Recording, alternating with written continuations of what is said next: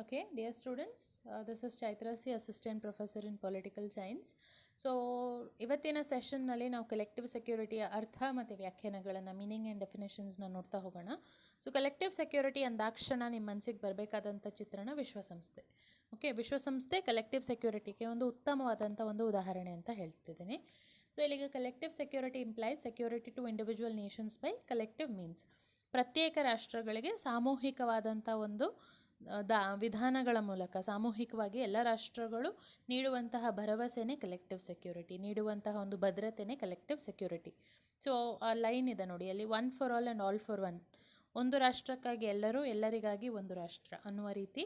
ಅಂದರೆ ಒಂದು ದೇಶದ ಮೇಲೆ ನಡೆಯುವಂಥ ಅಟ್ಯಾಕ್ ಎಲ್ಲ ರಾಷ್ಟ್ರಗಳ ಮೇಲೆ ನಡೆಯುವಂಥ ಅಟ್ಯಾಕ್ ಅಂತ ಎಲ್ಲ ಪಾರ್ಟೀಸು ಅದನ್ನ ಒಪ್ಕೋಬೇಕು. ಫಾರ್ ಎಕ್ಸಾಂಪಲ್, ಈಗ ಇಂಡಿಯಾದ ಮೇಲೆ ಪಾಕಿಸ್ತಾನ ಅಟ್ಯಾಕ್ ಮಾಡ್ತು ಅಂತ ಇಟ್ಕೊಳ್ಳಿ. ಇಂಡಿಯಾದ ಮೇಲೆ ನಡೆದಂಥ ಅಟ್ಯಾಕನ್ನು ವಿಶ್ವಸಂಸ್ಥೆ ಖಂಡಿಸುತ್ತೆ. ಯಾಕೆ ಅಂದರೆ ಅವರೇನು ಹೇಳ್ತಾರೆ, ಅದು ನಮ್ಮ ಎಲ್ಲರ ಮೇಲೆ ನಡೆದಂಥ ಅಟ್ಯಾಕ್ ಅಂತ ಅವರು ಅದನ್ನು ಕನ್ಸಿಡರ್ ಮಾಡ್ತಾರೆ. ಆಯಿತಾ? ಸಾಮೂಹಿಕ ಒಂದು ಜವಾಬ್ದಾರಿಯನ್ನು, ಸಾಮೂಹಿಕವಾದಂಥ ಒಂದು ಭದ್ರತಾ ವ್ಯವಸ್ಥೆಯನ್ನು ವಿಶ್ವಸಂಸ್ಥೆ ಎತ್ತಿ ಹಿಡಿಯುತ್ತೆ. So it is a means to decide each other against an attack in an united manner. ಆಯಿತಾ? ಯಾವುದೇ ಒಂದು ರಾಷ್ಟ್ರ ಇನ್ನೊಂದು ರಾಷ್ಟ್ರವನ್ನು ಅಟ್ಯಾಕ್ ಮಾಡಿದಾಗ ಒಂದು ರೀತಿಯ ಏಕೀಕರಣ, ಓಕೆ, ಎಲ್ಲರೂ ಒಂದುಗೂಡಿ ಆ ಶತ್ರು ಅಥವಾ ಒಂದು ಅಗ್ರೆಷನ್ ಅಥವಾ ಅಗ್ರೆಸರ್ ಅಂತ ಏನಿರುತ್ತೆ, ಶತ್ರು ದೇಶ ಅಥವಾ ಶತ್ರು ಪಾಳೆಯ ಯಾರು ಅಟ್ಯಾಕ್ ಮಾಡ್ತಾರೋ ಅವರ ಮೇಲೆ ಎಲ್ಲರೂ ಒಂದಾಗಿ ಮುಗಿಬೀಳುವಂಥ ಒಂದು ವ್ಯವಸ್ಥೆ. It is a set of legally established mechanism, not ad hoc, established by proper procedure, international organization, agreement or institution. So ಇದೇನು ಅಂತ ಅಂದರೆ, ಕಲೆಕ್ಟಿವ್ ಸೆಕ್ಯೂರಿಟಿ ಅಥವಾ ಸಾಮೂಹಿಕ ಭದ್ರತೆ ಅನ್ನೋದೊಂದು ಟೆಂಪರರಿ ವ್ಯವಸ್ಥೆ ಅಲ್ಲ. ಆಯಿತಾ? ತುಂಬ ಸುದೀರ್ಘವಾಗಿ ಚರ್ಚೆಗಳನ್ನು ಮಾಡಿ ಡೆಲಿಬರೇಷನ್ಸ್ ಮೂಲಕ ಕಾನ್ಷಿಯಸ್ ಎಫರ್ಟ್ಸ್ಗಳ ಮೂಲಕ ಎಸ್ಟಾಬ್ಲಿಷ್ ಮಾಡಲಾಗುವಂತಹ ಒಂದು ಕಾನೂನಾತ್ಮಕ ವ್ಯವಸ್ಥೆಯಾಗಿದೆ. ಫಾರ್ ಎಕ್ಸಾಂಪಲ್, ವಿಶ್ವಸಂಸ್ಥೆ ಅಂತಲೇ ನಾನು ಆಗಲೇ ಹೇಳಿದ್ನಲ್ವ, ವಿಶ್ವಸಂಸ್ಥೆಯಲ್ಲಿ ಯುನೈಟೆಡ್ ನೇಷನ್ಸ್ ಚಾರ್ಟರ್ ಅಂತ ಒಂದಿದೆ. ಈಗ ನಮ್ಮ ದೇಶಕ್ಕೆ ಹೇಗೆ ಒಂದು ಸಂವಿಧಾನ ಇರುತ್ತೋ ಅದೇ ರೀತಿ ವಿಶ್ವಸಂಸ್ಥೆಗೆ ಒಂದು ಚಾರ್ಟರ್ ಅಂತ ಇದೆ. ಸೊ ವಿಶ್ವಸಂಸ್ಥೆಯ ಚಾರ್ಟರ್ಗೆ ರಾಷ್ಟ್ರಗಳು ಸಹಿ ಹಾಕಿದಾಗ ಅದರ ಟರ್ಮ್ಸ್ ಆ್ಯಂಡ್ ಕಂಡೀಷನ್ಸ್ ಆಟೋಮೆಟಿಕ್ಕಾಗಿ ನಮ್ಮೆಲ್ಲರಿಗೂ ಅನ್ವಯಿಸುತ್ತೆ. ಆಯಿತಾ? ಸೊ ವಿಶ್ವಸಂಸ್ಥೆ ಹೇಳುತ್ತೆ ಶಾಂತಿ ಭದ್ರತೆ ಅಂತ ಹೇಳಿದಾಗ ಶಾಂತಿ ಭದ್ರತೆಗೆ ತಕ್ಕ ಹಾಗೆ ನಾವು ನಮ್ಮ ರಾಷ್ಟ್ರ ನಡ್ಕೋಬೇಕಿರುತ್ತೆ. ಅದು ನಮ್ಮ ಬಾಧ್ಯತೆಯಾಗಿರುತ್ತೆ. ಆಯಿತಾ? ಇದು ಕಾನೂನಾತ್ಮಕವಾಗಿ ಎಸ್ಟಾಬ್ಲಿಷ್ ಆಗಿರುವಂತಹ ಒಂದು ಪ್ರಕ್ರಿಯೆ, ಒಂದು ಮೆಕ್ಯಾನಿಸಮ್. ಓಕೆ, ಟೆಂಪರರಿ ಮೆಕ್ಯಾನಿಸಮ್ ಅಲ್ಲ. ಅದಾದಮೇಲೆ ಅದಕ್ಕೆ ಉದಾಹರಣೆಗಳು ಒಂದು ಅಂತಾರಾಷ್ಟ್ರೀಯ ಸಂಸ್ಥೆ ಆಗಿರಬಹುದು, ಪ್ರಾದೇಶಿಕ ಸಂಸ್ಥೆ ಆಗಿರಬಹುದು, ಅಥವಾ ಒಂದು ಅಂತಾರಾಷ್ಟ್ರೀಯ ಪ್ರಾದೇಶಿಕ ಅಗ್ರಿಮೆಂಟ್, ಒಪ್ಪಂದವೂ ಆಗಿರಬಹುದು. ಆಯಿತಾ? ಸೊ ಈ ಎಲ್ಲ ದಾರಿಗಳ ಮೂಲಕ ಕಲೆಕ್ಟಿವ್ ಸೆಕ್ಯೂರಿಟಿ ಎನ್ಶ್ಯೂರ್ ಮಾಡ್ಬೋದು. ಬಟ್ ಸಾಮಾನ್ಯವಾಗಿ it takes the form of an organisation. So collective security ಇಂದ ಅದರ ಎರಡು ಆಯಾಮಗಳು ಅಂತ ನಾವು ನೋಡೋದಾದರೆ, collective security assures credible threat to potential or actual aggressor. Fear of retaliation should be created in the aggressor in the form of boycott, sanctions or military actions. ಆಯಿತಾ? So ಈಗ ಯಾವುದೋ ಒಂದು ರಾಷ್ಟ್ರ ಇನ್ನೊಂದು ರಾಷ್ಟ್ರದ ಮೇಲೆ ಅಟ್ಯಾಕ್ ಮಾಡೋದಕ್ಕೆ ಪ್ಲ್ಯಾನ್ ಮಾಡ್ತಾ ಇದೆ ಅಂತ ಅಂದ್ಕೊಳ್ಳಿ. ಇನ್ನೂ ಮಾಡಿಲ್ಲ, ಮಾಡುವಂತಹ ಒಂದು ಸಾಧ್ಯತೆ ಇದೆ ಅಂದರೆ ಅದನ್ನ ನಾವು ಪೊಟೆನ್ಷಿಯಲ್ ಅಗ್ರೆಸರ್ ಅಂತ ಕರಿತೀವಿ. ಇನ್ನೂ ಮಾಡುವ ಸಾಧ್ಯತೆ ಇದೆ ಅಂತ. ಆ್ಯಕ್ಚುಯಲ್ ಅಗ್ರೆಸರ್ ಅಂದರೆ ಆಲ್ರೆಡಿ ಅಟ್ಯಾಕ್ ಮಾಡಿದೆ. ಈಗ ರೀಸೆಂಟಾಗಿ ನೀವು ಇಸ್ರೇಲ್ ಮತ್ತು ಪ್ಯಾಲೆಸ್ಟೈನ್ ಕ್ಲಾಶಸ್ನ ನೋಡ್ತಾ ಇದ್ರಿ ಆ ಗಾಜಾ ಸ್ಟ್ರಿಪ್ಪಲ್ಲೆಲ್ಲ. ಓಕೆ, ಸೊ ಹಮಾಸ್ ಮೇಲೆಲ್ಲ ಅಟ್ಯಾಕ್, ಹಮಾಸ್ನವ್ರಿಗೋಸ್ಕರ ಅವರು ಹಮಾಸ್ ಅವರಿಂದಾಗಿ ಅದು ಅಟ್ಯಾಕ್ ನಡೆದಿದ್ದು ಅಂತೆಲ್ಲ ಹೇಳ್ತಾ ಇದ್ರು. ಓಕೆ, ಸೊ ಯಾರು ಅಟ್ಯಾಕ್ ಮಾಡ್ತಾರೆ ಅಥವಾ ಯಾರು ಅಟ್ಯಾಕ್ ಮಾಡುವಂಥ ಸಾಧ್ಯತೆಗಳಿರುತ್ತೆ ಅವರನ್ನು ಅಗ್ರೆಸರ್ ಅಂತ ಗುರುತಿಸ್ತೀವಿ ಇಂಟರ್ನ್ಯಾಷನಲ್ ಲಾನಲ್ಲಿ. ಆಯಿತಾ? ಸೊ ಆ ಪೊಟೆನ್ಷಿಯಲ್ ಅಥವಾ ಆ್ಯಕ್ಚುಯಲ್ ಅಗ್ರೆಸರ್ಗೆ ಒಂದು ರೀತಿಯ ಭಯವನ್ನು ಉಂಟು ಮಾಡಬೇಕು ಅಂತ ಕಲೆಕ್ಟಿವ್ ಸೆಕ್ಯೂರಿಟಿ ಮೆಕ್ಯಾನಿಸಮನ್ನು ಮೂಡಿಸಲಾಗಿದೆ. ಓಕೆ, ಆ ಭಯ ಯಾವ ರೀತಿ ಇರಬಹುದು? ಬಾಯ್ಕಾಟ್ ಮಾಡೋದು, ಅವ್ರ ಜೊತೆ ಯಾರು ಯಾವುದೇ ರೀತಿಯ ಸಾಂಸ್ಕೃತಿಕ ಸಂಬಂಧ ಅಥವಾ ಆರ್ಥಿಕ ಸಂಬಂಧ ಅಂದರೆ ಆಮದು ರಫ್ತು ಅವ್ರ ಜೊತೆಲಿ ಮಾಡೋದಿಲ್ಲ. ಸ್ಯಾಂಕ್ಷನ್ಸನ್ನು ಹೇರೋದು, ನಿರ್ಬಂಧಗಳನ್ನು ಹೇರೋದು, ಅವರು ಕಳಿಸುವಂಥ ವಸ್ತುಗಳನ್ನು ನಾವು ಬೇಡ ಅಂತ ಮಾಡೋದು, ಮತ್ತು ಅವ್ರನ್ನ ಅಂತಾರಾಷ್ಟ್ರೀಯ ಸಭೆ ಸಮ್ಮೇಳನಗಳಿಗೆ ಅವ್ರನ್ನ ಇನ್ವೈಟ್ ಮಾಡದೇ ಇರೋದು. ಆಯಿತಾ? ಅಥವಾ ಮಿಲಿಟರಿ ಆ್ಯಕ್ಷನ್, ನೀವೇನಾದರೂ ಆಯಿತಾ ಆ ದೇಶದ ಮೇಲೆ, ಈಗ state B attack state A ಅಂದ್ಕೊಳ್ಳಿ, ನೀವೇನಾದರೂ ಸ್ಟೇಟ್ ಎ ಮೇಲೆ ಅಟ್ಯಾಕ್ ಮಾಡಿದರೆ ಎಲ್ಲರೂ ಸೇರಿಕೊಂಡು ಸ್ಟೇಟ್ ಬಿ ಅನ್ನು ಅಟ್ಯಾಕ್ ಮಾಡೋದು. ಆ ರೀತಿ ಓಕೆ, ನಾನು ಆ ದೇಶವನ್ನು ಅಟ್ಯಾಕ್ ಮಾಡಬಾರ್ದು, ಮಾಡಿದ್ರೆ ವಿಶ್ವಸಂಸ್ಥೆಯ ಸದಸ್ಯ ರಾಷ್ಟ್ರಗಳು ನನ್ನ ಮೇಲೇ ಅಟ್ಯಾಕ್ ಮಾಡುತ್ತೆ ಅನ್ನುವಂಥ ಒಂದು ಭಯವನ್ನು ಹುಟ್ಟಿಸ್ಬೇಕು ಅಂತ, ಕ್ರೆಡಿಬಲ್ ಥ್ರೆಟ್ಟನ್ನು ಕೊಡಬೇಕು ಅಂತ ಕಲೆಕ್ಟಿವ್ ಸೆಕ್ಯೂರಿಟಿ ಬಯಸುತ್ತೆ. ಎರಡನೇದು ಏನು ಮಾಡುತ್ತೆ ಅಂದರೆ reliable promise to potential or actual victim. ಆಯಿತಾ, ಈಗ ಸ್ಟೇಟ್ ಎನ ಅಟ್ಯಾಕ್ ಮಾಡ್ತು ಅಂದಾಗ ಸ್ಟೇಟ್ ಬಿನ ಅಟ್ಯಾಕ್ ಮಾಡ್ತು ಅಂದಾಗ ಬಿ ಬಂದ್ಬಿಟ್ಟು ವಿಕ್ಟಿಮ್, ಆಯಿತಾ, ಬಲಿಪಶು ಆಗಿರುತ್ತೆ. ಆ ಬಲಿಪಶು ರಾಷ್ಟ್ರಕ್ಕೆ ಓಕೆ ಒಂದು ಪ್ರಾಮಿಸನ್ನು ಮಾಡೋದು, ಆಶ್ವಾಸನೆಯನ್ನು ಕೊಡೋದು. ಏನಂತ, ನಿಮ್ಮ ದೇಶದ ಮೇಲೆ ಅಟ್ಯಾಕ್ ಆದಾಗ ನಾವೆಲ್ಲರೂ ನಿಮ್ಮ ಬೆಂಬಲಕ್ಕಿದ್ದೀವಿ, ನಿಮ್ಮ ಸಹಾಯಕ್ಕಿದ್ದೀವಿ, ನಾವೆಲ್ಲರೂ ನಿಮ್ಮ ಜೊತೆ ಇದ್ದೀವಿ ಅಂತ ಒಂದು ಪ್ರಾಮಿಸನ್ನು ಕೊಡೋದು. ಅರ್ಥ ಆಯಿತಾ? ಸೊ ಒಂದು ದೇಶ ಇನ್ನೊಂದು ದೇಶದ ಮೇಲೆ ಅಟ್ಯಾಕ್ ಮಾಡುತ್ತೆ, ಅಟ್ಯಾಕ್ ಮಾಡೋ ದೇಶವನ್ನು ಖಂಡಿಸೋದು, ಅಟ್ಯಾಕಿಗೆ ಒಳಗಾದಂತಹ ಬಲಿಪಶುವಾದಂತಹ ವಿಕ್ಟಿಮೈಸ್ ಆದಂಥ ದೇಶದ ಬೆನ್ನಿಗೆ ನಿಲ್ಲೋದು ಕಲೆಕ್ಟಿವ್ ಸೆಕ್ಯೂರಿಟಿಯ ಉದ್ದೇಶ.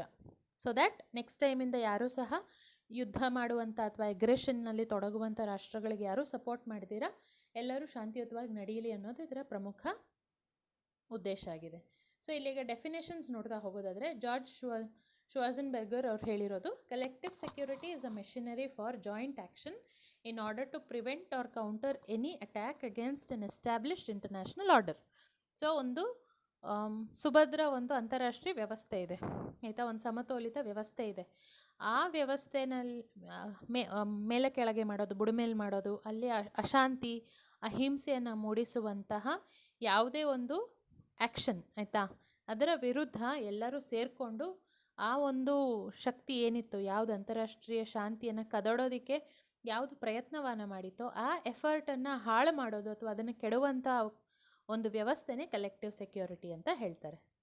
Okay, next Palmer and Perkins ಅವರು ಏನು ಹೇಳಿದ್ದಾರೆ ಅಂದರೆ, collective security clearly implies collective measures for dealing with threats to peace. ಆಯಿತಾ, ಶಾಂತಿಗೆ ಭಂಗ ತರುವಂತಹ ಯಾವುದೇ ಒಂದು ಆ್ಯಕ್ಟಿವಿಟಿನ, ಆಯಿತಾ, ಸಾಮೂಹಿಕವಾಗಿ ತಡೆಯುವ ವಿಧಾನನೇ ಸಾಮೂಹಿಕ ಭದ್ರತೆ ಅಂತ ಹೇಳ್ತಾರೆ. ಶಾಂತಿಗೆ ಭಂಗ ತರುವಂತಹ ಯಾವುದೇ ಒಂದು ಚಟುವಟಿಕೆಯನ್ನು ತಡೆಯುವಂತಹ ಸಾಮೂಹಿಕ ಪ್ರಯತ್ನನೇ ಸಾಮೂಹಿಕ ಭದ್ರತೆ. ಶ್ಲೀಚರ್ ಅನ್ನೋರು ಏನು ಹೇಳ್ತಾರೆ ಅಂದರೆ, in essence collective security is an arrangement among states in which all promise in the event any member of the system engages in certain prohibited acts, war or aggression against another member to come to the latter's assistance. latter's assistance ಅಂತ ಅಂದರೆ ಒಂದು situation, okay, ವೇರಿನ್ ಒಂದು ದೇಶ ಇನ್ನೊಂದು ದೇಶದ ಮೇಲೆ ಯುದ್ಧ ಸಾರ್ತು ಅಥವಾ ಏನಾದರೂ ಅಟ್ಯಾಕನ್ನು ಮಾಡ್ತು, ಅಗ್ರೆಷನ್ನಲ್ಲಿ ತೊಡಗ್ತು ಅಂದಾಗ ನಾವು ಯಾವ ದೇಶ ಯುದ್ಧದಿಂದ ಅದೇನು ಯುದ್ಧ ಸ್ಟಾರ್ಟ್ ಮಾಡಿರೋದಿಲ್ಲ ಬಟ್ ಅದರ ವಿಕ್ಟಿಮ್ ಆಗಿರುತ್ತೆ, ಬಲಿಪಶು ಆಗಿರುತ್ತೋ ಆ ರಾಷ್ಟ್ರದ ಪರವಾಗಿ ಎಲ್ಲ ರಾಷ್ಟ್ರಗಳು ನಿಂತಾಗ ಅದು ಕಲೆಕ್ಟಿವ್ ಸೆಕ್ಯೂರಿಟಿ ಅಥವಾ ಸಾಮೂಹಿಕ ಭದ್ರತೆ ಅಂತ ಶ್ಲೀಚರ್ ಅವರು ಹೇಳಿದ್ದಾರೆ. ಸೊ ಈಗ ನೆಕ್ಸ್ಟ್ ನಾವು ಕಲೆಕ್ಟಿವ್ ಸೆಕ್ಯೂರಿಟಿಯ ಫೀಚರ್ಸನ್ನು ನೋಡೋಣ, ಲಕ್ಷಣಗಳನ್ನು ನೋಡೋದಾದರೆ, it is a device of power management. ಆಯಿತಾ, ಈಗ ಶಕ್ತಿ ಪೈಪೋಟಿ ಏನು ನಡೀತಾ ಇರುತ್ತೆ ರಾಷ್ಟ್ರಗಳ ಮಧ್ಯೆ, ಯುದ್ಧಗಳನ್ನು ಯಾಕೆ ಮಾಡ್ತಾರೆ, ಬೇಸಿಕಲಿ ತಾನು ಪವರ್ಫುಲ್ ಅಂತ ತೋರಿಸ್ಕೊಳ್ಳೋದಕ್ಕೆ. ಓಕೆ, ಸೊ ಆ ಹಾರ್ಡ್ ಪವರ್ ಸ್ಟೇಟಸನ್ನು ಅಕ್ವೈರ್ ಮಾಡ್ಕೊಳ್ಳೋದಕ್ಕೆ. ಸೊ ಆ ಪವರ್ ಮ್ಯಾನೇಜ್ಮೆಂಟ್, ಆಯಿತಾ, ಆ ರೀತಿ ಶಕ್ತಿ ಒಂದು ಏನು ಪೈಪೋಟಿ ಇರುತ್ತೆ ಅದನ್ನು ನಿರ್ವಹಣೆ ಮಾಡುವಂಥ ಒಂದು ಟೆಕ್ನಿಕ್ ಅಥವಾ ಒಂದು ವಿಧಾನ ಕಲೆಕ್ಟಿವ್ ಸೆಕ್ಯೂರಿಟಿ ಆಗಿರುತ್ತೆ. It accepts universality of aggression. ಆಯಿತಾ, ಸೊ ಸಾರ್ವತ್ರಿಕವಾಗಿ ಅಗ್ರೆಷನನ್ನು ಇದು ಅರ್ಥಕೊಂಡಿರುತ್ತೆ ಆ್ಯಂಡ್ ಅದನ್ನು ತಡೆಯೋದಕ್ಕೆ ಎಲ್ಲರೂ ಜೊತೆಗೂಡ್ತಾರೆ. All nations are committed to pool their power ending aggression.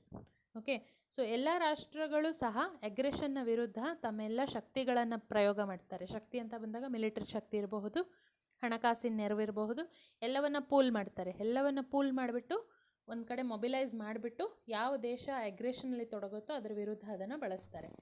Global ಪ್ರಿಪಾಂಡ್ರೆನ್ಸ್ of power ಅಂದರೆ ಒಂದು ರೀತಿಯ ಸುಪೀರಿಯಾರಿಟಿ.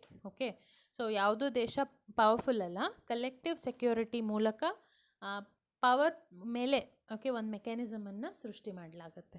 ಓಕೆ, ಒಂದು ಸುಪೀರಿಯಾರಿಟಿಯನ್ನು ಎಸ್ಟಾಬ್ಲಿಷ್ ಮಾಡಲಾಗುತ್ತೆ so that you don't engage with war. So it admits the presence of an international organisations. ಸಾಮೂಹಿಕ ಭದ್ರತೆ ಅನ್ನೋದು ಒಂದು ಅಂತಾರಾಷ್ಟ್ರೀಯ ಸಂಘಟನೆ ಅಥವಾ ಸಂಸ್ಥೆಗೆ ಮಾನ್ಯತೆಯನ್ನು ನೀಡುತ್ತೆ, ಅದಕ್ಕೆ ಗೌರವವನ್ನು ಸೂಚಿಸುತ್ತೆ, ಅದಕ್ಕೆ ವಿಧೇಯತೆಯನ್ನು ತೋರುತ್ತೆ. It serves as an deterrent against war. Okay, ಯುದ್ಧ ನಡೀದೇ ಇರೋ ಒಂದು ರೀತಿ ಭಯವನ್ನು ಹುಟ್ಟಿಸುವಂಥ ಮೆಕ್ಯಾನಿಸಮ್ ಕಲೆಕ್ಟಿವ್ ಸೆಕ್ಯೂರಿಟಿ. ನಾನೇನಾದರೂ ಯಾವುದೋ ದೇಶದ ಮೇಲೆ ಅಟ್ಯಾಕ್ ಮಾಡಿದ್ರೆ ಎಲ್ಲರೂ ಸೇರಿ ನನ್ನ ಮೇಲೆ ಅಟ್ಯಾಕ್ ಮಾಡ್ತಾರೆ ಅಂದಾಗ ನಾನು ಯುದ್ಧಕ್ಕೆ ಹೋಗೋದಿಲ್ಲ, ಓಕೆ, ಸೊ ಯುದ್ಧವನ್ನು ತಡೆಯುವಂಥ ಒಂದು ವಿಧಾನ collective security. Aggression or war is the enemy and not the state which commits it. ಆಯಿತಾ, ಸೊ ಇಲ್ಲಿ ಇವ್ರೇನು ಹೇಳ್ತಾ ಇದ್ದಾರೆ, ಯುದ್ಧ ಅಥವಾ ಅಟ್ಯಾಕ್ ಏನಿರುತ್ತೆ ಅದು ಶತ್ರುನೇ ಹೊರತು ಅದನ್ನು ಕಾಸ್ ಮಾಡುವಂತಹ ರಾಷ್ಟ್ರಗಳಲ್ಲ ಅಂತ. ಸೊ ನೀವು ರಾಷ್ಟ್ರಗಳಿಗೆ ಮನವರಿಕೆ ಮಾಡಿಸ್ಬೇಕು. ಆಯಿತಾ, ಅಲ್ಲಿ ಏನು ವಾರ್ಗೆ ಪ್ರಚೋದನೆ ನೀಡುವಂಥ ಅಂಶಗಳಿದೆಯೋ ಆ ಅಂಶಗಳನ್ನು ನೀವು ಅಡ್ರೆಸ್ ಮಾಡಬೇಕು. ಆ ಅಂಶಗಳನ್ನು ನೀವು ಸರಿದೂಗಿಸಿದ್ರೆ ಯುದ್ಧನೇ ನಡೆಯೋದಿಲ್ಲ ಅಂತ ಒಂದು ಫೀಚರ್ ಇಲ್ಲಿ ನಾನು ಸ್ಟೇಟ್ ಮಾಡಿದ್ದೀನಿ. So instances of collective security. So collective ಸೆಕ್ಯೂರಿಟಿಯ ಉದಾಹರಣೆಗಳು ಅಂತ ನೋಡಿದ್ರೆ 30 years ಪೀಸ್.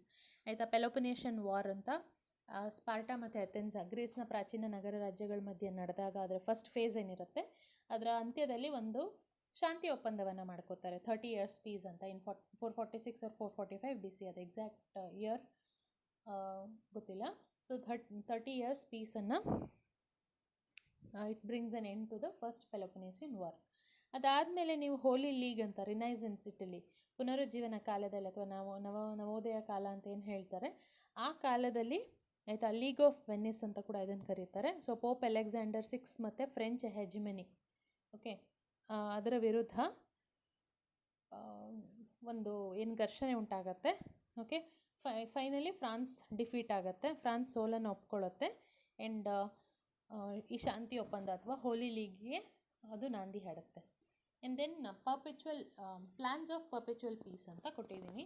ಪರ್ಪೆಚುವಲ್ ಪೀಸ್ ಅಂತ ಅಂದರೆ it is a state of affairs where peace is permanently established over a certain area.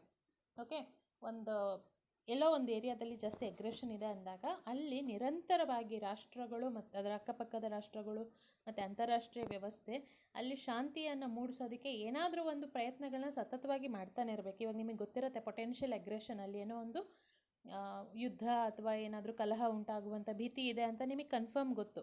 So every time consistent ಎಫರ್ಟ್ಸನ್ನು ನೀವು ಹಾಕಿ ಅಲ್ಲಿ ಒಂದು ರೀತಿಯ ಶಾಂತಿಗೆ ಏನೇನು ಬೇಕೋ ಆ ಪ್ರಯತ್ನಗಳನ್ನ ಮಾಡ್ತಾ ಇರೋದು. ಓಕೆ, ಇದನ್ನು ನೀಡಿದಂಥ ಪ್ರಮುಖ ಚಿಂತಕರು ಅಂದರೆ ಇಮ್ಯಾನ್ಯುಯಲ್ ಕಾಂಟ್. ಓಕೆ, ಅವ್ರ ಜೊತೆಯಲ್ಲಿ ಅದಾದಮೇಲೆ ಜೆರೆಮಿ ಬೆಂಥಮ್ ಕೂಡ ಈ ಐಡಿಯಾವನ್ನು ಮುಂದಿಡ್ತಾರೆ. ಮತ್ತು ಸೈಂಟ್ ಸೈಮನ್ ಅವರು ಕೂಡ ಸೋಷಲಿಸ್ಟ್, ಅವರು ಸಹ ಯುರೋಪಿಯನ್ ಸೋಷಲಿಸ್ಟ್, ಅವರು ಸಹ ಈ ಪ್ಲ್ಯಾನನ್ನು ಪರ್ಪೆಚುವಲ್ ಪೀಸ್ ಪ್ಲ್ಯಾನನ್ನು 18-19ನೇ ಶತಮಾನದ ಇವರೆಲ್ಲರೂ ಸಹ ಅದನ್ನು ಬೆಂಬಲಿಸಿದರು. ಅದಾದಮೇಲೆ ಸಾಮೂಹಿಕ ಭದ್ರತೆಗಿದ್ದಂಥ ಇನ್ನೊಂದು important example league of Nations ಅಥವಾ ರಾಷ್ಟ್ರಗಳ ಸಂಘ. ಮೊದಲನೇ ಮಹಾಯುದ್ಧದ ನಂತರ ಎರಡನೇ ಮಹಾಯುದ್ಧ ನಡಿಬಾರ್ದು ಅನ್ನೋಕ್ಕೋಸ್ಕರ ಸ್ಥಾಪನೆಯಾದಂತಹ ಒಂದು ಪ್ರಮುಖ ಮೆಕ್ಯಾನಿಸಮ್ ಇದು. ಮುಂದುವರೆದು ಎರಡನೇ ಮಹಾಯುದ್ಧದ ನಂತರ league of Nations was transformed into United Nations, ಆಯಿತಾ, ವಿಶ್ವಸಂಸ್ಥೆ. ಸೊ ಇಲ್ಲಿವಾಗ ಸಾಮೂಹಿಕ ಭದ್ರತೆಯಲ್ಲಿರುವಂತಹ ಉತ್ತಮ ಅಂಶಗಳು ಅಥವಾ ಸಕಾರಾತ್ಮಕ ಅಂಶಗಳು ಯಾವುದು ಅಂತ ನೋಡೋದಾದರೆ it promises security arrangement to all states, not just some powerful nations. ಆಯಿತಾ, ಯಾವುದೋ ಪವರ್ಫುಲ್ ರಾಷ್ಟ್ರಗಳಿಗೆ, ಈಗ ನೀವು ಮೈತ್ರಿಕೂಟಗಳು ಬಣಗಳು ಅಂತ ತಗೊಳ್ಳಿ, ಪವರ್ಫುಲ್ ರಾಷ್ಟ್ರಗಳು ಅದರಲ್ಲಿ ದೇ ಹ್ಯಾವ್ ಅ ಸೇ ಅಲ್ವಾ, ಅವರು ತಮ್ಮ ಇಷ್ಟ ಬಂದಾಗೆ ಟರ್ಮ್ಸ್ ಆ್ಯಂಡ್ ಕಂಡೀಷನ್ಸ್ನ ರಚಿಸ್ತಾರೆ, ಎಲ್ಲ ಮಾಡ್ತಾರೆ. ಬಟ್ ಸಾಮೂಹಿಕ ಭದ್ರತೆ ಅಂತ ಬಂದಾಗ ಸಣ್ಣ ಸಣ್ಣ ರಾಷ್ಟ್ರಗಳಿಗೂ ದೊಡ್ಡ ದೊಡ್ಡ ರಾಷ್ಟ್ರಗಳಿಗೂ ಯಾವುದೇ ಭೇದ ಭಾವ ಇರೋದಿಲ್ಲ. ಈ ಎಲ್ಲ ರಾಷ್ಟ್ರಗಳಿಗೂ ಸಮಾನವಾದಂಥ ಭದ್ರತೆಯನ್ನು ಮೂಡಿಸುವಂತಹ, ಭದ್ರತೆಯನ್ನು ನೀಡುವಂತಹ ಒಂದು ಮೆಕ್ಯಾನಿಸಮ್ ಇದಾಗಿರುತ್ತೆ. It assures a concerted response to war, thereby ensuring greater certainty of when war could occur. Okay, so ಈ ಕಲೆಕ್ಟಿವ್ ಸೆಕ್ಯೂರಿಟಿ ಮೆಕ್ಯಾನಿಸಮ್ ಇರೋದ್ರಿಂದ ಓಕೆ ಯುದ್ಧ ತಡೆಯುತ್ತೆ, ಯುದ್ಧವನ್ನು ಅದು ತಡೆಯುತ್ತೆ. ಆ್ಯಂಡ್ ಅಕಸ್ಮಾತ್ ಯುದ್ಧ ನಡೆಯುತ್ತೆ ಅಂತ ಗೊತ್ತಾದರೆ, ಯಾವುದೋ ಎಲ್ಲ ಎಫರ್ಟ್ಸು ಫೇಲ್ಯೂರ್ ಆಗಿದೆ, ಯುದ್ಧ ನಡೆಯುತ್ತೆ ಅಂತ ಇದ್ದರೆ, ಯುದ್ಧ ಇಂಥ ಟೈಮಲ್ಲೇ ನಡೆಯುತ್ತೆ, ಓಕೆ, ಇಂಥ ರಾಷ್ಟ್ರನೇ ಅಗ್ರೆಷನ್ನಲ್ಲಿ ತೊಡಗುತ್ತೆ ಅಂತೆಲ್ಲ ಗುರುತಿಸ್ಬೋದಾಗಿರುತ್ತೆ. ಸೊ ಎಲ್ಲ ರಾಷ್ಟ್ರಗಳು ಪೂರ್ವ ತಯಾರಿಗಳನ್ನ ಅದಕ್ಕೆ ತಕ್ಕ ಹಾಗೆ ಮಾಡ್ಕೊಳ್ಳುತ್ತೆ. All forms of aggression is clearly defined and therefore means to stop such aggression or solutions to address it can be possible. So ಈಗ ಅಗ್ರೆಷನ್ ಅಥವಾ ಒಂದು ವಾರ್ಲೈಕ್ ಸಿಚುವೇಶನ್ ಇದೆ ಅಂತ ಗೊತ್ತು, ಆಯಿತಾ, ಅದನ್ನು ಇದೆ ಅಂತ ನಿಖರವಾಗಿ ಅದನ್ನ ಕಂಡುಹಿಡಿದಾಗ, ನಿಖರವಾಗಿ ಅದನ್ನ ಗುರುತಿಸಿದಾಗ ಅದನ್ನು ತಡೆಯೋದಕ್ಕೆ, ಆಯಿತಾ, ಏನು ಸೊಲ್ಯೂಷನ್ ನಾವು ಹುಡುಕೋಬಹುದು ಅನ್ನೋದಕ್ಕೂ ಅವಕಾಶಗಳನ್ನು ಕಲೆಕ್ಟಿವ್ ಸೆಕ್ಯೂರಿಟಿ ಎಕ್ಸ್ಪ್ಲೋರ್ ಮಾಡ್ತಾ ಹೋಗುತ್ತೆ. Okay, so collective security is better than fractured alliance. ಒಂದಿರೋ ಈ ಮೈತ್ರಿಕೂಟಗಳು ಅಂತ ಏನು ಹೇಳಿದ್ನಲ್ವ, ಅಲಯನ್ಸಸ್, ಆ ಅಲಯನ್ಸಸ್ ತುಂಬ ಫ್ರೆಜೈಲ್ ಇರುತ್ತೆ. ಓಕೆ, ಅಲ್ಲಿ ಬಣಗಳು ಅಥವಾ ರಾಷ್ಟ್ರಗಳು ಏನು ಇರುತ್ತೋ ಅವ್ರ ಮಧ್ಯೆನೇ ಏನೇನೋ ಡಿಫ್ರೆನ್ಸಸ್ ಇರುತ್ತೆ, ಅಲ್ಲೇ ಏನೋ ಒಂದು ಯುದ್ಧದ ಪರಿಸ್ಥಿತಿ ನಿರ್ಮಾಣ ಆಗ್ಬೋದು ಬಣಗಳ ಒಳಗೆ, ಆಯಿತಾ. ಸೊ ಈ ರೀತಿ ಸಾಧ್ಯತೆಗಳಿರುತ್ತೆ. ಬಟ್ ಕಲೆಕ್ಟಿವ್ ಸೆಕ್ಯೂರಿಟಿ ಅಂತ ಬಂದಾಗ ಎಕ್ಸಾಂಪಲ್ ನೋಡಿ, ನೀವು ಮಹಾಯುದ್ಧಗಳ ಕಾಲದಲ್ಲಿ ಸೋವಿಯತ್ ಒಕ್ಕೂಟ ಮತ್ತು ಅಮೆರಿಕ ಒಂದೇ ಬಣ್ಣದಲ್ಲಿತ್ತು ಆಯಿತಾ, ಆ್ಯಲಿಡ್ ಪವರ್ಸ್ ಜೊತೆಲೇ ಗುರುತಿಸ್ಕೊಂಡಿದ್ವು. ಬಟ್ ಎರಡನೇ ಮಹಾಯುದ್ಧದ ನಂತರ ಒಂದೇ ಬಣ್ಣದಲ್ಲಿದ್ದ ಎರಡು ರಾಷ್ಟ್ರಗಳ ಮಧ್ಯೆ ವೈಷಮ್ಯ ಹುಟ್ಟಿತ್ತು. Okay, so this is one other example. So alliances ಅಷ್ಟು ಸ್ಟ್ರಾಂಗ್ ಆಗಿರೋದಿಲ್ಲ, ಫ್ರೆಜೈಲ್ ಆಗಿರುತ್ತೆ. ಬಟ್ ಕಲೆಕ್ಟಿವ್ ಸೆಕ್ಯೂರಿಟಿ ಅನ್ನೋದು it is more efficient, more stronger ಅಂತ ಒಂದು ಎಕ್ಸಾಂಪಲ್. ಸೊ ಇಲ್ಲೀಗ ಡಿಸ್ಅಡ್ವಾಂಟೇಜಸ್ ನೋಡ್ತಾ ಹೋಗೋಣ. ಕಲೆಕ್ಟಿವ್ ಸೆಕ್ಯೂರಿಟಿನಲ್ಲಿರುವಂಥ ನ್ಯೂನತೆಗಳೇನು ಅಂತ ನೋಡೋದಾದರೆ, it should be universal, else it will be a failure ಆಯಿತಾ. ವಿಶ್ವಸಂಸ್ಥೆ ನಿಯರ್ ಯೂನಿವರ್ಸಲ್ ಮೆಂಬರ್ಶಿಪ್, ಆಲ್ಮೋಸ್ಟ್ ಎಲ್ಲ ರಾಷ್ಟ್ರಗಳು ವಿಶ್ವಸಂಸ್ಥೆಯ ಸದಸ್ಯತ್ವವನ್ನು ಪಡೆದಿವೆ. 12 ರಾಷ್ಟ್ರಗಳು ಪಡೆದಿಲ್ಲ, ಅದಕ್ಕೆ ಅವ್ರದ್ದೇ ಆದಂಥ ಕಾರಣಗಳಿವೆ. ಓಕೆ, ಸೊ ಅದನ್ನು ಬಿಟ್ಟು ಯಾವಾಗ ಕಲೆಕ್ಟಿವ್ ಸೆಕ್ಯೂರಿಟಿ ಮೆಕ್ಯಾನಿಸಮ್ ದೊಡ್ಡದಾಗಿ ಅಥವಾ ಸಕ್ಸಸ್ಫುಲ್ ಆಗುತ್ತೆ ಅಂತ ನೋಡೋದಾದರೆ, when it has large membership ಆಯಿತಾ, ಅದರ ಸದಸ್ಯತ್ವ ಸಾರ್ವತ್ರಿಕವಾಗಿದ್ದಾಗ ಕಲೆಕ್ಟಿವ್ ಸೆಕ್ಯೂರಿಟಿ ಸಕ್ಸಸ್ಫುಲ್ ಆಗುತ್ತೆ. Okay, aggression triggers aggression, action should be taken against the aggressors. ಆವಾಗಲೇ ಒಂದು ಪಾಯಿಂಟ್ ಬಂದಿತ್ತಲ್ವಾ, ರಾಷ್ಟ್ರದ ತಪ್ಪಲ್ಲ ಅಲ್ಲಿ ಆ ಆ್ಯಕ್ಟ್ ಆಫ್ ಅಗ್ರೆಷನ್ನ ತಪ್ಪು ಅಥವಾ ಸಿಚುವೇಶನ್ಸ್ನ ತಪ್ಪು ಅಂತ ಅದನ್ನು ಸಮರ್ಥನೆ ಮಾಡ್ಕೋಬಾರ್ದು. ಓಕೆ, ಯಾರೇ ಆಗಲಿ ಯುದ್ಧದ ರೀತಿ ಪರಿಸ್ಥಿತಿಗೆ ಅವರು ದಾರಿ ಮಾಡಿಕೊಡ್ತಾ ಇದ್ದಾರೆ ಅಂದಾಗ ಅಲ್ಲಲ್ಲೇ ಅವ್ರಿಗೆ ಶಿಕ್ಷೆಯನ್ನು ಕೊಡಬೇಕು, ಅವ್ರ ಮೇಲೆ ಆ್ಯಕ್ಷನನ್ನು ತಗೋಬೇಕು ಅಂತ ಕೆಲವರು ಪ್ರತಿಪಾದಿಸ್ತಾರೆ. Does not include crimes committed within the boundaries of a nation, for instance genocides, then aggression of the dictatorial regimes. Okay, so ಈಗ ನಾವಿಲ್ಲಿ ಅಗ್ರೆಷನ್ ಅಂತ ಏನು ಹೇಳ್ತೀವಿ, ಯುದ್ಧದ ರೀತಿ ಪರಿಸ್ಥಿತಿ ಅಥವಾ ಕ್ರಾಂತಿ ಅಥವಾ ಹಾನಿ ಅಂತ ನಾವೇನು ಮಾತಾಡ್ತೀವಿ, ಅಗ್ರೆಷನ್ ಅಂತ ನಾವು ಒಬ್ಬರ ಮೇಲೆ ಒಬ್ಬರು ಅಟ್ಯಾಕ್ ಮಾಡೋದು ಅಂತ ನಾವೇನು ಮಾತಾಡ್ತೀವಿ, ಅದು ಅಂತಾರಾಷ್ಟ್ರೀಯ ಮಟ್ಟದ ಬಗ್ಗೆ ಕಲೆಕ್ಟಿವ್ ಸೆಕ್ಯೂರಿಟಿ ಅಡ್ರೆಸ್ ಮಾಡುತ್ತೆ.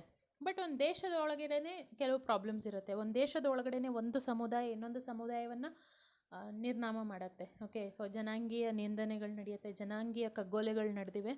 ಅಂಥ ಟೈಮ್ನಲ್ಲಿ ವಿಶ್ವಸಂಸ್ಥೆ ಮಧ್ಯಸ್ಥಿಕೆ ಮಾಡೋದಕ್ಕೆ ಸಾಧ್ಯ ಇಲ್ಲ. ಇಂಟರ್ಫಿಯರ್, ಅದು ನಮ್ಮ ಆಂತರಿಕ ವಿಷಯಗಳಲ್ಲಿ ಹಸ್ತಕ್ಷೇಪ ಮಾಡುವಂತಿಲ್ಲ. ಓಕೆ, ಹಾಗಾದರೆ ಇಲ್ಲಿ ಇದ್ದಂಥ ವಿಕ್ಟಿಮ್ಸ್, ಆ ಅಗ್ರೆಷನ್ನ ವಿಕ್ಟಿಮ್ಸ್ ಯಾರ ಹತ್ರ ಹೋಗಬೇಕು, ಇಟ್ ರಿಮೈನ್ಸ್ ಅ ಕ್ವೆಶ್ಚನ್. ಮತ್ತು ಈ ರೆಜಿಮ್ಸ್, ಈ ಸರ್ವಾಧಿಕಾರಿಗಳು ಯಾರಿರ್ತಾರೆ ಅವರು ತಮ್ಮ ದೇಶದ ಒಳಗಡೆ ತುಂಬ ತುಂಬ ರೀತಿಯ ಹಿಂಸೆಗಳನ್ನು ಮಾಡ್ತಾ ಇರ್ತಾರೆ. ಆ ಹಿಂಸೆಗಳನ್ನ ಯಾರು ಅಡ್ರೆಸ್ ಮಾಡ್ತಾರೆ? ಓಕೆ, ಸೊ ಅದೆಲ್ಲ ಹೊರಗಡೆ ಬರೋದೇ ಇಲ್ಲ, ಯಾಕೆಂದರೆ ಮೀಡಿಯಾಗೆ ಅವರು ಇನ್ಫಾರ್ಮೇಷನ್ ಹೋಗದೇ ಇರೋ ಥರ ನೋಡ್ಕೋತಾರೆ. ಆ್ಯಂಡ್ ಅಲ್ಲಿ ಸ್ವತಂತ್ರ ಇರೋದಿಲ್ಲ, ಸಿವಿಲ್ ಸೊಸೈಟಿ ನಾಗರಿಕ ಸಮಾಜಕ್ಕೆ ಅಲ್ಲಿ ಅವಕಾಶ ಇರೋದಿಲ್ಲ. ಹಾಗಿದ್ದರೆ ಯಾರು ಅವ್ರ ಇಶ್ಯೂನ ಅಡ್ರೆಸ್ ಮಾಡ್ತಾರೆ? It again remains a question.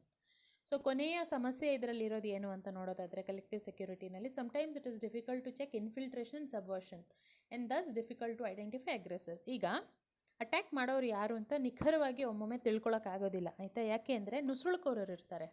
Okay, ರಾಷ್ಟ್ರ ದ್ರೋಹಿ ಚಟುವಟಿಕೆಗಳನ್ನ ಮಾಡ್ತಾ ಇರ್ತಾರೆ. ಈಗ ಎಕ್ಸಾಂಪಲ್ ಟೆರರಿಸ್ಟ್ ಅಂದ್ಕೊಳ್ಳಿ. ಅವ್ರು ಟೆರರಿಸ್ಟ್ ಎಲ್ಲಿಂದ ಬಂದರು, ಅವರಿಗೆ ಫಂಡಿಂಗ್ ಎಲ್ಲಿಂದ ಆಯಿತು, ಅವರಿಗೆ ಬೇಕಾದಂಥ ಲಾಜಿಸ್ಟಿಕ್ಸ್, ಅವ್ರು ಬಳಸುವಂಥ ಟೆಕ್ನಾಲಜಿ ಇದೆಲ್ಲ ಎಲ್ಲಿಂದ ಸಿಕ್ತು, ಅವರು ಎಲ್ಲಿಂದ ಅಟ್ಯಾಕ್ ಮಾಡಿದ್ರು, ಎಲ್ಲಿ ಅವ್ರು ಲಾಂಚ್ ಮಾಡಿದ್ರು ಅಟ್ಯಾಕನ್ನು, ಅವರು ಅಟ್ಯಾಕ್ ಮಾಡಿದ ತಕ್ಷಣ ಎಲ್ಲೋ ಹೋಗಿಬಿಡ್ತಾರೆ, ಮಾಯ ಆಗಿಬಿಡ್ತಾರೆ, ಮತ್ತು ಅವ್ರಿಗೆ ಹೊರಗಡೆ ಹೋಗೋದಕ್ಕೆ ದಾರಿ ಎಲ್ಲಿಂದ ಸಿಕ್ತು, ಹೇಗೆ ಗೊತ್ತಾಗುತ್ತೆ ನಿಮಗೆ? ಸಮ್ಟೈಮ್ಸ್ ಇಟ್ ಈಸ್ ಡಿಫಿಕಲ್ಟ್ ಆಯಿತಾ.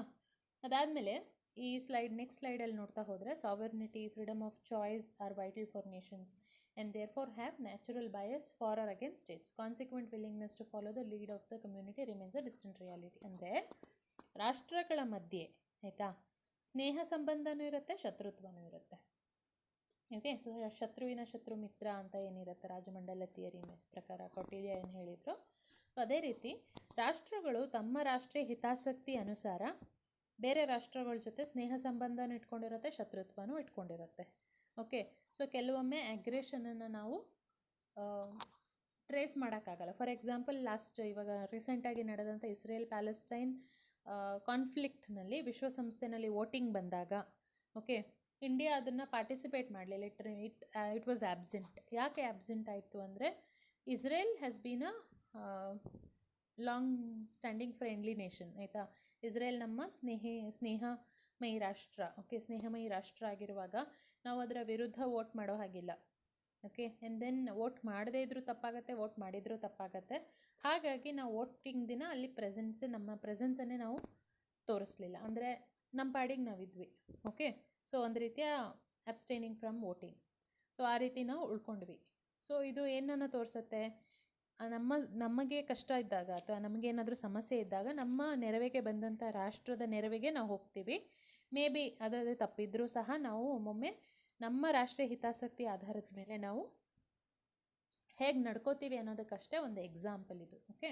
ಸೊ ರಷ್ಯಾ ಇರಬಹುದು, ಇಸ್ರೇಲ್ ಇರಬಹುದು, ನಮ್ಮ ಆಲ್ಮೋಸ್ಟ್ ಆಲ್ ವೆದರ್ ಫ್ರೆಂಡ್ಸ್ ಅಂತ ಕರಿತೀವಿ. ನಮ್ಮ ಎಲ್ಲ ರೀತಿಯ ಕಷ್ಟ ಕಾಲದಲ್ಲಿ ಆಯಿತಾ ನಮ್ಮ ನೆರವಿಗೆ ಬಂದಂತಹ ರಾಷ್ಟ್ರಗಳಿವು. ಅದನ್ನು ಸೊ ಅಂತಾರಾಷ್ಟ್ರೀಯ ಮಟ್ಟದಲ್ಲಿ ಎಲ್ಲೋ ಒಂದು ಕಡೆ ನಾವು ವಿಲ್ ರಿಮೇನ್ ಬಯಸ್ಡ್. ಆಯಿತಾ, ನಾವು ನಮ್ಮ ಶತ್ರುಗಳನ್ನ ಒಂದು ರೀತಿ ಟ್ರೀಟ್ ಮಾಡ್ತೀವಿ, ನಮ್ಮ ಸ್ನೇಹಿತರನ್ನ ಒಂದು ರೀತಿ ಟ್ರೀಟ್ ಮಾಡ್ತೀವಿ.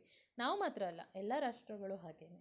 ಸೊ ಆ ಪಾಯಿಂಟ್ ಇಲ್ಲಿ ಮೆನ್ಷನ್ ಮಾಡಿರೋದು. And then all nations especially large powers must be willing to commit their armed forces and fund in order to check aggression. Okay. So ಎಲ್ಲ ರಾಷ್ಟ್ರಗಳು ಈಗ ಕಲೆಕ್ಟಿವ್ ಸೆಕ್ಯೂರಿಟಿ ಅಂತ ಬಂದು ವಿಶ್ವಸಂಸ್ಥೆ ಅಂತ ನೀವು ಹೇಳಿದಾಗ ಅದಕ್ಕೆ ತನ್ನದೇ ಆದಂಥ ಫಂಡಿಂಗ್ ಇಲ್ಲ, ತನ್ನದೇ ಆದಂತಹ ಪೊಲೀಸ್ ಅಥವಾ ಆರ್ಮಿ ಇಲ್ಲ. ಓಕೆ. ಸೊ ಬಲಶಾಲಿ ರಾಷ್ಟ್ರಗಳು ಸಾಮಾನ್ಯವಾಗಿ ಫಂಡಿಂಗನ್ನು ಕೊಡುತ್ತೆ. ಓಕೆ.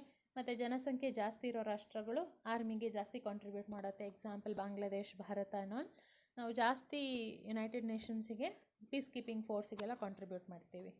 ಆಯಿತಾ. ಸೊ ಅದರಿಂದ ಕಲೆಕ್ಟಿವ್ ಸೆಕ್ಯೂರಿಟಿ ಅಂತ ಬಂದು ಇವಾಗ ಕಾಂಟ್ರಿಬ್ಯೂಟ್ ಮಾಡುವಂಥ ದೇಶನೇ ಅಗ್ರೆಷನಿಗೆ ತೊಡಗಿದ್ರೆ ಅದನ್ನು ಹೇಗೆ ಅಡ್ರೆಸ್ ಮಾಡ್ತೀರಾ? Okay. And then all nations must be willing to accept status quo. Okay. ಇರೋ ಹಾಗೆ ಇರುವಂತಹ ಸಿಚುವೇಶನ್, ಆ ಸ್ಟೇಟಸ್ ಕೋ ಅಂತ ನಾವೇನು ಹೇಳ್ತೀವಿ, ಸಮತೋಲಿತ ಇರುವಂತೆ ಇರುವ ಒಂದು ವ್ಯವಸ್ಥೆಯನ್ನು ಎಲ್ಲ ರಾಷ್ಟ್ರಗಳು ಒಪ್ಕೋಬೇಕು. ಓಕೆ. ಕಲೆಕ್ಟಿವ್ ಸೆಕ್ಯೂರಿಟಿ ಏನು ಹೇಳುತ್ತೆ? ಶಾಂತಿ, ಭದ್ರತೆ, all for one, one for all. Okay. ನೀವು ಯಾರನ್ನೂ ಅಟ್ಯಾಕ್ ಮಾಡೋಲ್ಲ, ಯಾರೂ ನಿಮ್ಮನ್ನು ಅಟ್ಯಾಕ್ ಮಾಡೋ ಹಾಗಿಲ್ಲ. ಯಾರಾದರೂ ಮಾಡಿದ್ರೆ ವಿಶ್ವಸಂಸ್ಥೆ ಎಲ್ಲ ಸದಸ್ಯರು ಒಮ್ಮೆಲೆ ಅವ್ರ ಮೇಲೆ ಮುಗಿ ಬೀಳ್ತೀವಿ. ಸೊ ಈ ರೀತಿ ಒಂದು ವ್ಯವಸ್ಥೆ ಏನಿದೆ ಅದಕ್ಕೆಲ್ಲರೂ ಸ್ಟಿಕ್ ಆನ್ ಆಗಬೇಕು. ಆದರೆ ಹಲವು ರಾಷ್ಟ್ರಗಳಿಗೆ ಅವರೇ ಆದಂಥ ಒಂದು ಪವರ್ ಆ್ಯಂಬಿಷನ್ಸ್ ಇರುತ್ತೆ. ಹಾಗಾಗಿ ಯಾರೂ ಸಹ ಈ ಸ್ಟೇಟಸ್ ಕೋನ ಅಷ್ಟು ಈಸಿಯಾಗಿ ಆಕ್ಸೆಪ್ಟ್ ಮಾಡ್ಕೊಳ್ಳೋದಿಲ್ಲ. I am more powerful then the other country ಅನ್ನೋ ಒಂದು ಹಾರ್ಡ್ ಪವರ್ ಸ್ಟೇಟಸ್ ಏನೋ ಬೇಕಿರುತ್ತೆ, ಒಂದು ಸೆನ್ಸ್ ಆಫ್ ಪ್ರೈಡ್ ಅದರಲ್ಲಿ ಕಾಣ್ತಾರಲ್ವ. ಹಾಗಾಗಿ ಸ್ಟೇಟಸ್ ಕೋನ ರಾಷ್ಟ್ರಗಳು ಒಪ್ಕೊಳ್ಳೋದಿಲ್ಲ. ಹೀಗಾಗಿ ಕಲೆಕ್ಟಿವ್ ಸೆಕ್ಯೂರಿಟಿ ಮೇಲೆ ಅದು ಪ್ರಭಾವವನ್ನು ಒಂದು ರೀತಿ ನಕಾರಾತ್ಮಕ ಪ್ರಭಾವವನ್ನು ಬೀರೋ ಸಾಧ್ಯತೆ ಇರುತ್ತೆ. ಸೊ ಇದಿಷ್ಟು ನಾನು ಹೇಳ್ತಾ ನಿಮಗೆ ಕಲೆಕ್ಟಿವ್ ಸೆಕ್ಯೂರಿಟಿಯ ಒಂದು ಸೆಷನನ್ನು ಮುಗಿಸ್ತಾ ಇದ್ದೀನಿ. ಸೊ ನೆಕ್ಸ್ಟ್ ಇದರ ಮುಂದುವರೆದ ಭಾಗ ಒಂದು ಸಣ್ಣ ಸೆಷನ್ ಇದೆ. Thank you.